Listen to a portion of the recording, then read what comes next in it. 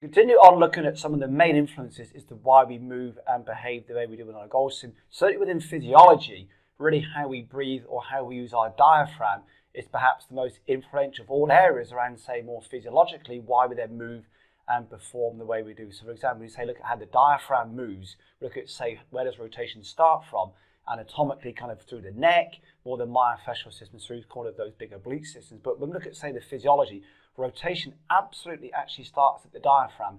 How well we kind of move air pressures through our body through using the diaphragm is actually that initial start of where really rotation starts on. So it's collated the neck, more the myofascial system, kind of through those big oblique systems. But the absolute, almost the real origin of where rotation starts from actually comes in really how well we breathe through that diaphragm. And equally so, the idea of separation, the idea of kind of pelvis thorax separation, more realistically, more accurately, is really how well we can separate above and below the diaphragm. So how well we can actually separate the upper thorax from then the lumbar spine and pelvis. So true separation is less so pelvis thorax separation, is more so how well we separate above and below the diaphragm.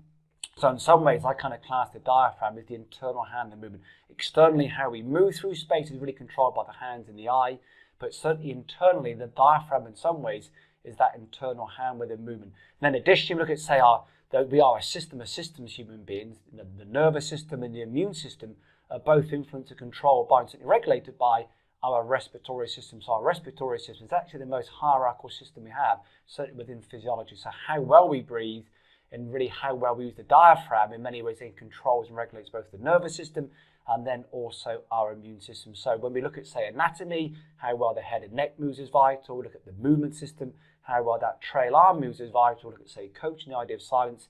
And certainly within more physiology, really how well we breathe, how we use that diaphragm to move pressures through our body, how well we separate above and below the diaphragm is vital physiologically, and then really how we move and perform the way we do within our swing.